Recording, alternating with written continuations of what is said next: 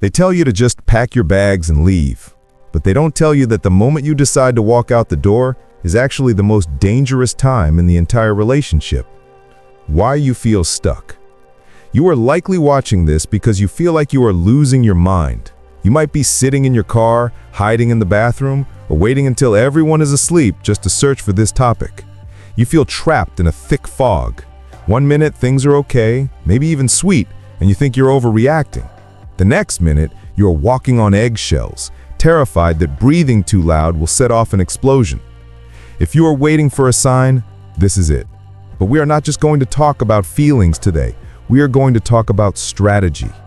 Leaving an abusive partner is like defusing a bomb. You don't just cut a wire and hope for the best. You need a blueprint. By the end of this video, you will have a clear, step-by-step psychological and physical map of how to get out safely and stay out for good. The invisible cage. Before we talk about packing bags, we have to talk about what is happening inside your head. This is the part nobody understands unless they have been there. People ask why you stay. They think you're weak. You are not weak. You're actually incredibly strong to have survived this long. The reason you stay is because of something called the trauma bond. Think of a slot machine in a casino. If you pulled the lever and lost every single time, you would walk away after 5 minutes. It's boring. But the machine doesn't do that. It gives you a win every now and then, just enough to keep you sitting there, feeding it money.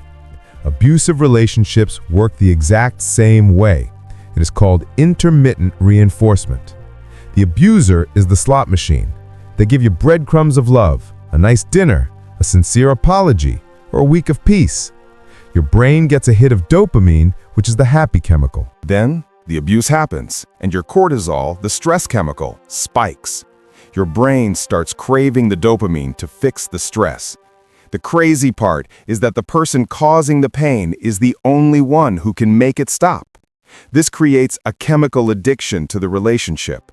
You are not stupid, you are chemically hooked.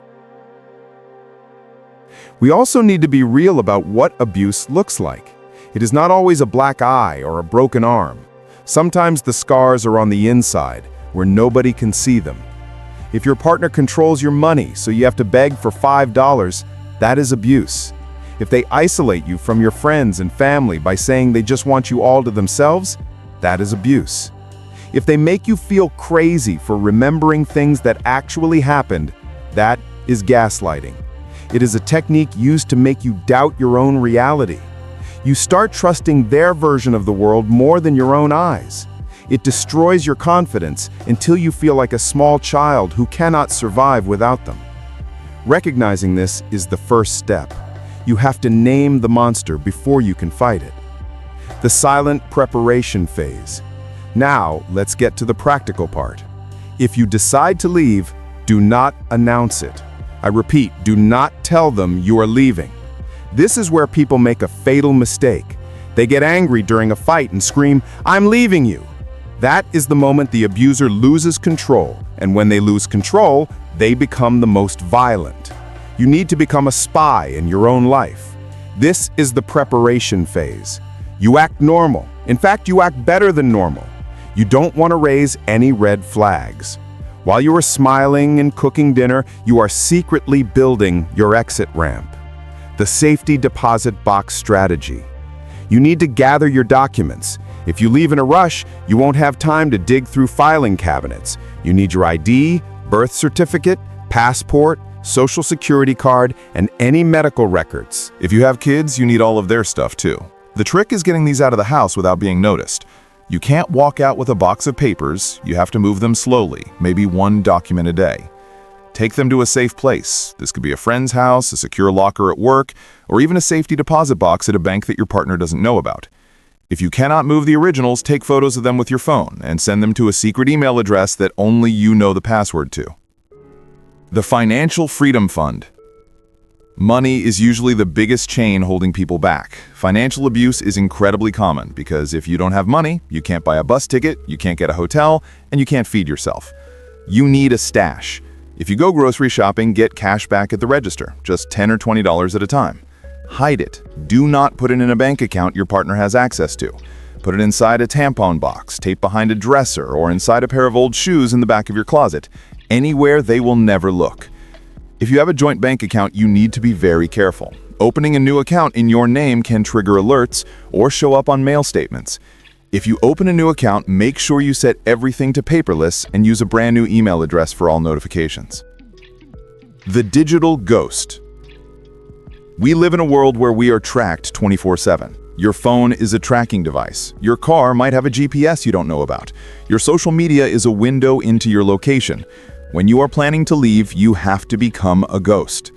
Check your phone settings. Turn off location sharing on everything. Snapchat, Google Maps, Find My iPhone. Shut it all down. Change your passwords, every single one. Email, Facebook, banking. Pick passwords that are impossible to guess. Do not use your dog's name or your birthday. Also, be aware of your search history. If your partner checks your phone or computer and sees you searched for how to leave an abusive husband or women's shelters near me, you are in danger.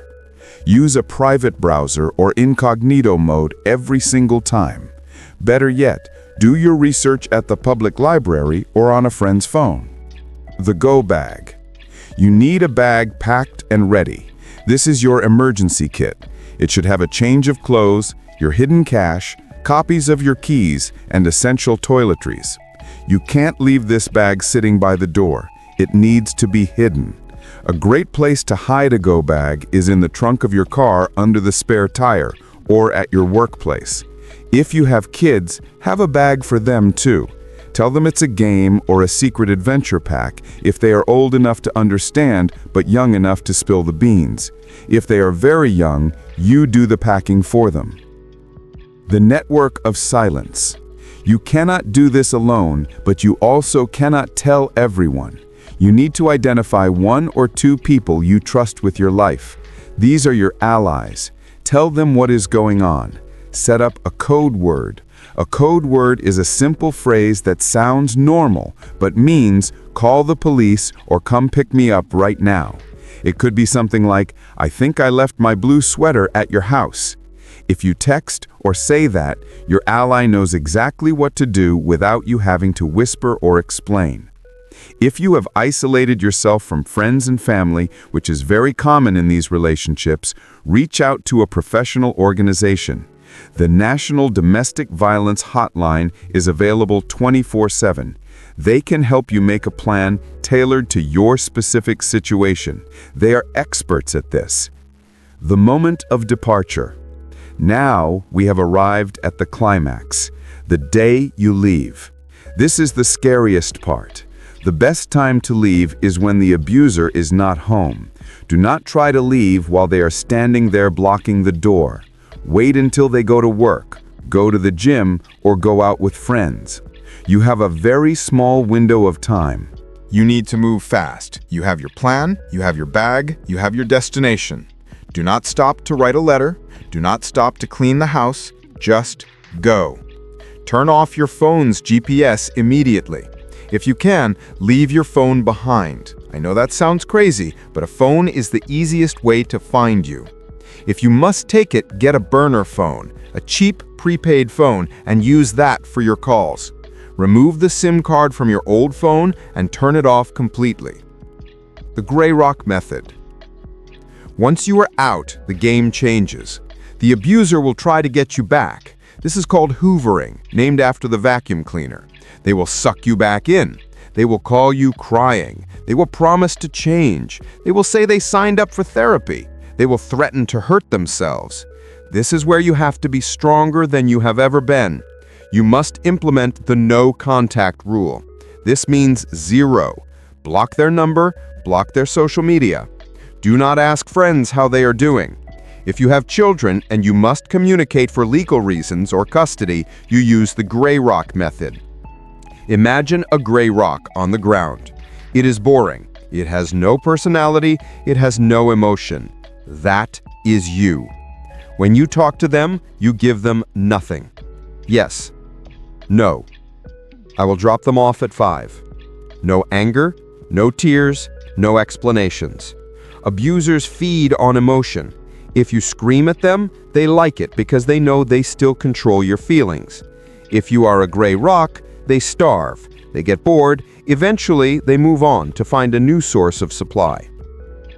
The withdrawal symptoms. After you leave, you might expect to feel happy immediately, but often you don't. You feel numb. You feel scared. You might even miss them. This is normal. Remember the addiction we talked about? Your brain is going through withdrawal. You're going to crave the chaos because that is what your nervous system is used to. Peace feels boring.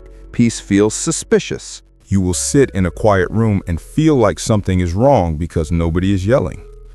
You have to retrain your brain to understand that safety is not dangerous. This is the time to lean on therapy. You have been through a war. You have PTSD. You need to process the trauma so you don't carry it into your next relationship. You need to rebuild your identity. For a long time, you were just an extension of your partner. Now you get to figure out who you are again. What do you like to eat? What music do you like? What do you want to do with your Sunday afternoon? The statistics of hope. I want to share something that might scare you, but it should also empower you. On average, it takes a victim 7 attempts to leave an abusive relationship for good. 7 times. So if you left before and went back, do not beat yourself up. You were not a failure. You were just practicing. You were gathering information. You were learning what didn't work so that this time you can do it right. But you have to know that the danger is real. Statistics show that the risk of homicide skyrockets in the weeks after a victim leaves. This is why the safety plan is not just a suggestion, it is survival. Do not underestimate them. Do not think, oh, he would never go that far. Assume they will. It is better to be over-prepared and safe than under-prepared and the headline. Rebuilding the foundation. Once the dust settles, you will face the challenge of rebuilding. You might be starting from scratch financially. You might be sleeping on a mattress on the floor of a studio apartment. But let me tell you, that mattress will feel like the most comfortable bed in the world because you were free. You will realize that being broke is better than being broken. You will realize that being lonely is better than being abused. And slowly, day by day, the fog will lift. You will start to laugh again, a real belly laugh, not a fake one to keep the peace. You will wear what you want. You will see your friends. You will breathe. The final reality. There is a version of you in the future who is so proud of you for watching this video. There is a version of you who is safe, happy, and loved in the right way. But that version of you is waiting for you to make the first move. The cage door is open. The invisible chains are just chemistry and fear. You have the map now. You know about the documents, the money, the code words, and the gray rock method. You know that the fear you feel is just your brain trying to keep you in a familiar hell rather than an unknown heaven. Don't let the fear win. You deserve to be safe in your own home. You deserve to be spoken to with respect. You deserve a love that doesn't hurt. If you found this helpful, please subscribe to Rainwish, give this video a like, and share it with someone who might need to hear this today. Goodbye.